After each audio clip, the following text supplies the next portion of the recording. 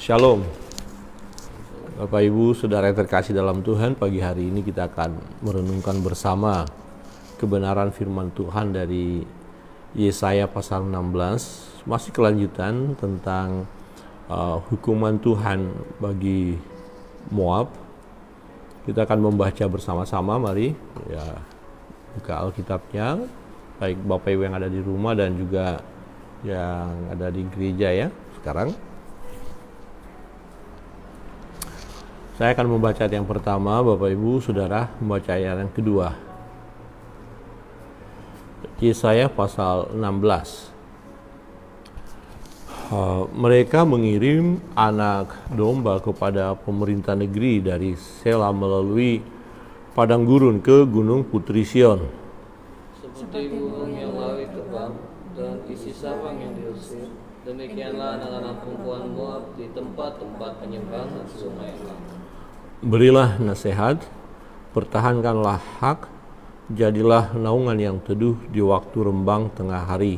Sembunyikanlah orang-orang yang terbuang, janganlah khianati orang-orang pelarian. Biarkanlah orang-orang yang terbuang dari Moab menumpang padamu, jadilah tempat persembunyian baginya terhadap binasa. Apabila penggagahan sudah berakhir, pembinasaan sudah lewat, dan orang lalim sudah habis lenyap dari negeri. Maka suatu takhta akan ditegakkan dalam kasih setia, dan di atasnya dalam kemah Daud akan duduk senantiasa seorang hakim yang menegakkan keadilan dan yang segera melakukan kebenaran. Kami telah mendengar tentang keangkuhan Moab, alangkah angkuhnya dia, tentang kecongkakannya, keangkuhannya dan kegemasannya, dan tentang cakap anginnya yang tidak benar. Sebab itu biarlah orang Moab meratap seorang karena yang lain, biarlah sekaliannya meratap mengingat kue kismis Kir Hareset, biarlah mereka mengadu dan hancur lulu sama sekali. Sebab kebun-kebun Hesibon dan pohon anggur Sigma telah bana, para penguasa bangsa-bangsa yang telah memotong pohon-pohon anggurnya yang terbaik, yang dahulu meluas sampai ke Yaezer dan merambat ke padang gurun, ranting-rantingnya berserak sampai ke seberang laut. Sebab itu aku turut menangis dengan Yaezer, karena pohon anggur Sibma. Aku mau membasahi engkau dengan air mataku, hai Hesibon dan Eleale. Sebab pada musim kemarau, tepat waktu panen, musuhmu menyerbu dengan pekik pertempuran. Telah lenyap sukaria dan sorak-sorai dari kebun buah-buahan, menghilang dari kebun anggur anggur di tempat pembalasan, pekik mereka sudah berhenti. Oleh karena itu, seperti kecapi mendengking, begitulah hatiku menjerit melihat keadaan Moab, dan batinku tergerak melihat keadaan Kirheres.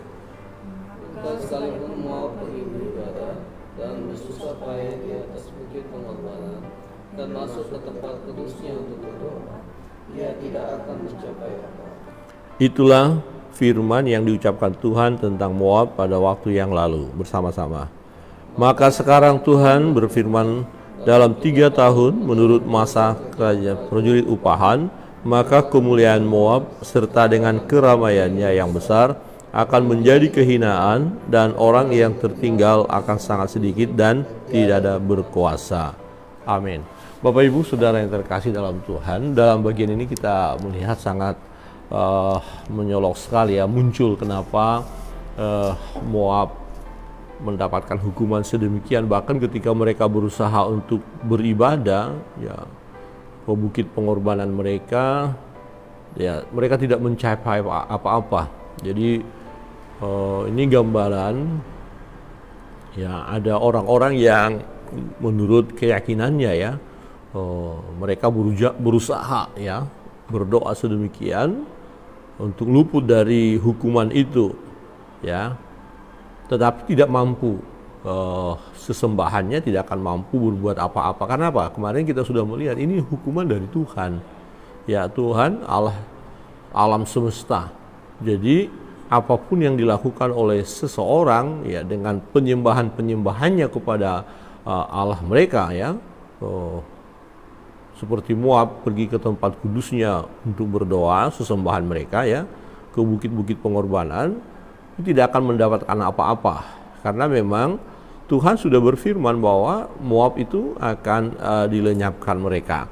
Nah, kita melihat sedemikian rupa bahwa mereka dilenyapkan karena memang kondisi atau keadaan Moab yang sombong. Nah, pagi hari ini kita mau belajar waspada terhadap dosa kesombongan ya, keangkuhan. Ya, ini kesombongan ini bisa melanda setiap orang ya.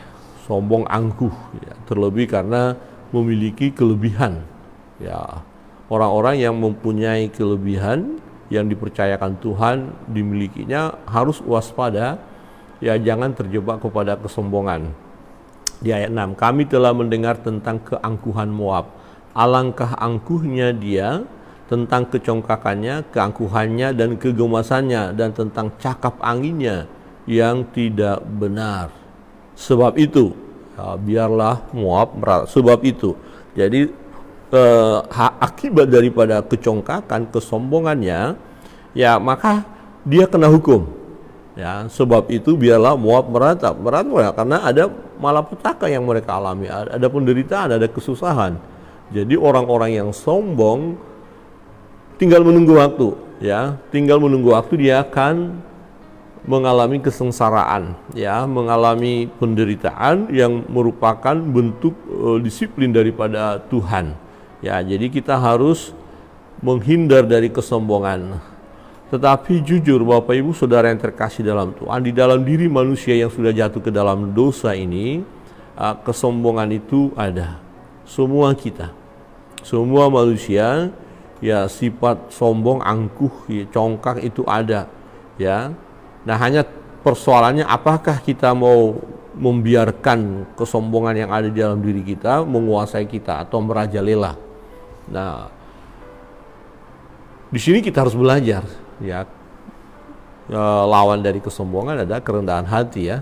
Jadi berarti kita harus belajar untuk rendah hati. Ya, misalnya kalau kita punya sesuatu lebih ya dari yang lain, jangan memandang rendah orang lain, ya. Nah, ketika kita memandang rendah orang lain, nah di situ kita sudah sombong. Ketika kita melihat, oh kamu ini tidak ada apa-apanya, ya kamu ini kecil, kamu itu apa itu seperti itu gitu ya. Nah, kita sudah menjadi sombong, dan terlalu banyak orang-orang yang sombong di muka bumi ini kalau kita mau lihat, karena memang kesombongan ini bersumber daripada ya iblis ya. Nah, dosa pertama kita tahu apa? Kesombongan. Ya, Lucifer ingin menyamai yang maha tinggi, ya, sang pencipta. Jadi dalam perjalanan hidup kita harus berjuang supaya kita tidak menjadi orang sombong. Nah, caranya bagaimana? Ya, merendahkan diri, jadi sadar diri. Jadi orang sombong itu sebenarnya dia nggak sadar diri siapa dia. Ya, misalnya dia kaya, dia menyombongkan kekayaannya, dia tidak sadar. Sadar diri apa? Sadar kalau kekayaan itu sebenarnya tidak punya kekuatan untuk membahagiakan dia selama-lamanya, untuk menolong dia selama-lamanya, dan kekayaannya itu tidak akan bisa bertahan selama-lamanya bagi dirinya. Jadi kita harus sadar diri bahwa kalau kekayaan itu ya kita miliki, sadar diri bahwa kekayaan itu akan bisa lepas dari kita. Berarti tidak boleh kita sombongkan lagi. Ya, kalau kepintaran yang kita miliki itu kecenderungannya membuat kita angkuh, ya, sombong.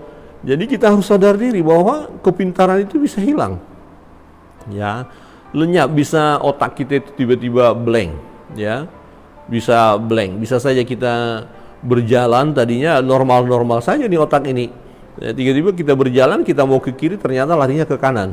Oh, ini gawat.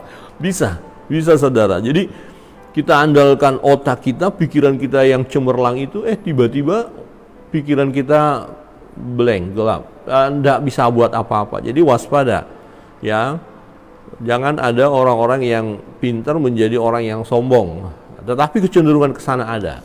Nah, untuk itu sadar diri, ya, menyadari bahwa karena itu dari Tuhan, itu bisa segera diambil Tuhan juga. Ya, ada orang ketika dia sehat begitu sombong, wah aku hebat, aku nggak pernah sakit, ya aku ini orang luar biasa. Ya, terus kemudian Tuhan izinkan dia sakit, ternyata dia lemah.